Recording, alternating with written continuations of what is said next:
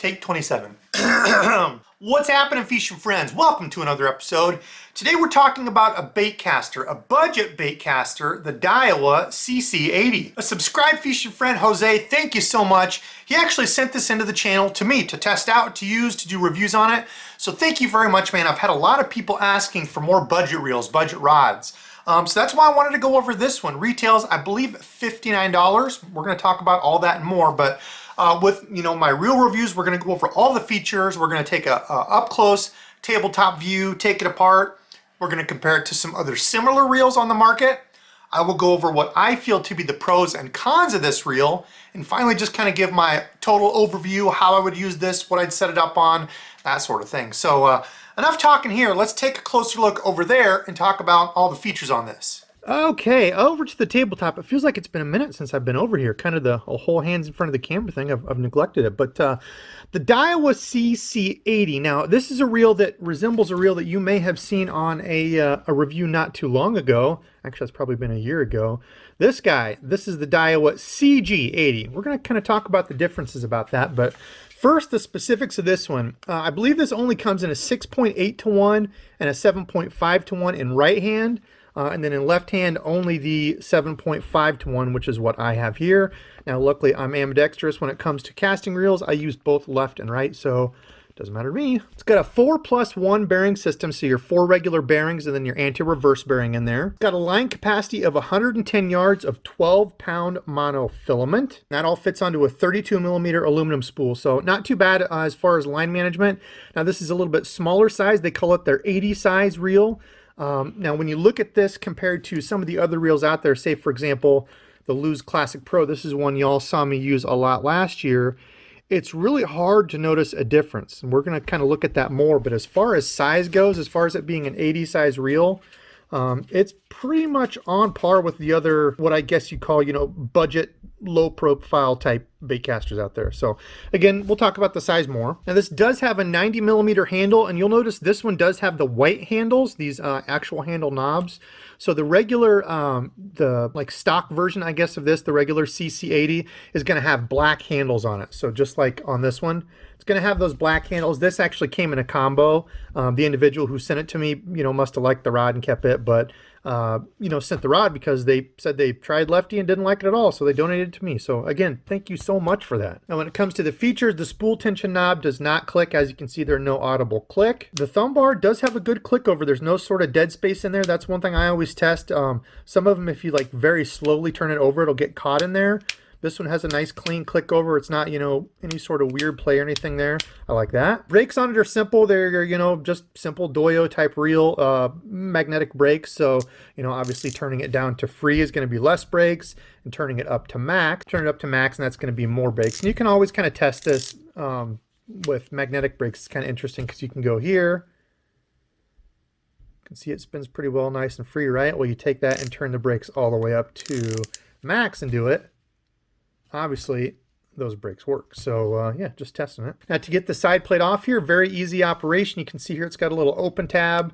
Pull that open. This guy comes right out. You can see your spool, just your regular 5 disc magnet deals in there. Pretty, regular, standard looking like most of the Doyo type reels. Nothing too out of the ordinary. It does have the graphite drag star, so not an aluminum drag or anything on it. That does click though as you tighten and loosen it, so I like that. Cosmetically, it's a good looking reel. You all know me, I'm a pretty plain reel, black, silverish. I don't really like the chrome. I think on these it just looks cheap. I wish they would have made that like a darker black or something, or just even left it off and just made it like black or something. I don't know. Maybe that's just me. Some people might like kind of the little flash of the chrome, but I know on mine, on this one, this piece was coming off. I had to glue it a couple times, but this chrome piece kept coming off. So that's why I would just rather not have it on there. Now, this reel weighs in at 6.9 ounces. So honestly, not bad at all for a $59 reel. And that's kind of one of the places where this is different. So the CC80 is supposed to stand for carbon composite, and 80 is the size of the reel. Now compare that to this guy. This is a carbon graphite 80, still that 80 size reel. Carbon composite versus a carbon graphite. Now I noticed the weight on this one is 6.5 ounces. So this is a lighter reel, and this does also have 9+1 bearings. So it's got more bearings in it. It's a lighter reel. How they do that, I don't know. It would be interesting to see and actually get into it and figure out the actual difference between the two materials. You know, you'll hear about the lower price reels are going to be just a graphite reel, right? Kind of your introduction. And then some of the higher priced reels, you'll see that they come with an aluminum frame and they have like, what is it, the carbon C46 or whatever side plates that are supposed to be stronger than like your regular graphite. So they're supposed to be stronger, more rigid, yet lighter. So I don't know. I don't know if that's a claim from the companies, you know, to save money instead of making like the handle side plate actually aluminum because that costs more.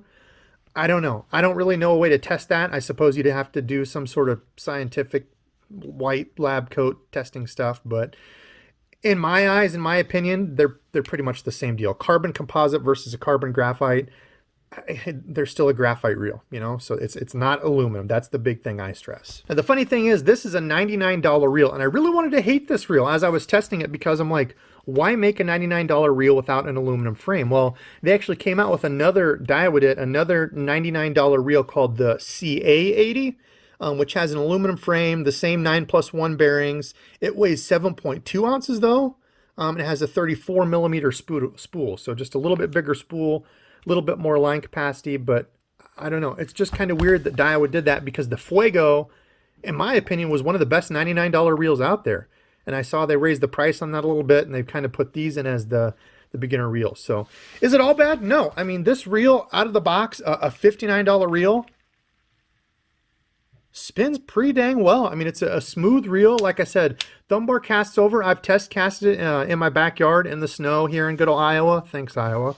And casts well, you know, especially for a $59 reel. Like I said, it's kind of reminiscent of all the other 50, you know, 60-ish dollar reels out there. The Classic Pro, I haven't had any issues with that guy. I liked him last year. And then, of course, my even older, this guy you all probably seen a long time ago, the Abu Garcia Pro Max.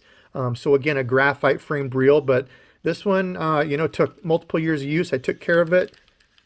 Doesn't sound as good now, kind of geary, but I mean, still not bad for when I got this. I think it was like a $50 reel. I think they raised the price on this one too. So overall, being in that $59 category, I don't think it's bad. So let's jump back over to the chair over there where it's more comfortable. And I'll tell you what I think some of the pros or cons of this from just some of my usage, casting it around, and my thoughts. All right, so what are some of the pros and cons of this reel? Well, starting off for me, the first thing was comfort. When you put this in hand, it is a nice, small, low-profile reel. It fits very well in hand. And when I throw it on the rod, if y'all missed that review, I did a review on this Halo Rave rod. This is a $50 rod I picked up at Walmart. This is gonna be the actual rod I'm putting it on to have it a nice budget combo altogether. So if you missed the review on that rod, I will leave it linked at the end, but feel in hand on this is very, very good. It's a small, low profile bait caster. I can have my pinky behind the trigger here, everything up here, nice and comfortable to crank all day. I would have zero issue reeling stuff in with this all day. And that kind of brings me to one con of it is the graphite frame and side plates, right? So I am, you know, a proponent of going up to those reels at $100. I think that's the price point where you get the best bang for your buck. You know, weekend angler, an angler that fishes for fun like myself, I think that's really where you get where durability meets function. You know, it's not gonna poop out on you in a couple weeks. I've had good luck at that price point. So with this one being all graphite frame and side plates, I don't like that as much as the $100 reels. But again, this is not a $100 reel. This is $59, and I forgot to mention, Midway USA, I saw had these on sale for, I want to say $51, something like that. I saw their ad, and I went to their website and checked, and they did have them there. I don't know if they have any left. I'm sure they'll go quick, but they did have these babies on sale. So keep in mind, it's a $50 reel. I was looking up some of the reviews on this at Tackle Warehouse, and people were saying, well, I picked it up and it's not as good as my blah, blah, blah reel. It's like, well, that's a $150 reel. You can't compare a $50 reel to a $150 reel. It's not in the same price point. It's not fair. So keep in mind that it is a $50 reel. It is going to have the graphite frame and side plates, but that's not all bad. So reels like this, when I set them up, you know, I'm going to make this one of my budget combos. I'm not going to use this for super heavy stuff, so I'm not going to frog with this in super thick stuff. I'm not going to be wrenching this through, you know, the worst vegetation that's super hard. That's what's going to cause that frame and those side plates to torque and misalign and twist, and that's when your gear's going to get off. You start to notice that rattly, clacky, grindy sound when stuff gets misaligned and worn out. So I'm not going to use it for things like that. I'm not going to use it for like punching, you know, with an 1.5 ounce, 2 ounce weight on here. I'm not going to use it for heavy lures. Casting and reeling in, you know, big and heavy lures puts a lot more strain on a reel. So just keep that in mind. You know, I would probably use this for my regular wire cast and retrieve lures. And I'm also not going to lock this all the way down. So my drag here on some of my reels, I'll lock it all the way down. You know, if it's like an aluminum frame reel, I'm not afraid to do that. Graphite frame reels, I don't do that. I back it off a little bit. So if I swing super hard on a fish, I want just a little bit of drag to come out. There has to be some give somewhere in the system. That's how you end up breaking reels. So keep that in mind. Also cranking, something like this is great for cranking that, the CG80, the purplish maroon one. I used that for cranking and had no issues with it. You know, I used it for my smaller to medium sized crankbaits, never had a problem. So overall, the other good thing about this, another pro, is the ease of use. It's like all those Doyo reels that are really easy to use. You've just got the magnetic brakes on the outside. You don't have to worry about taking this apart as a beginner, getting into it, flipping brakes inside, wondering if you've got them on or off. It's just easy to use, nice, comfortable in hand, do it all. So for me, the biggest con again is just that durability is kind of the question, right? And I can't tell you that since I've only got to cast it outside and use it a little bit, but it's, to me, kind of falls in the same category as a lot of the other graphite frame reels. So just keep that in mind. Okay, so the combo, I kind of talked about the lures I would fish this on. What about the rod and the line? I know that's really helped a lot of people out. I've got a lot of good feedback from folks, so I'm happy to incorporate that just to kind of give you an idea. But flip this around here. I would put it on my favorite medium heavy rod, which is rated up to lures to either 3/4 or 1 ounce. It kind of depends on the company. It's going to be pretty much the same feel, a 7-ish foot. This happens to be a 7-foot medium heavy with a fast tip.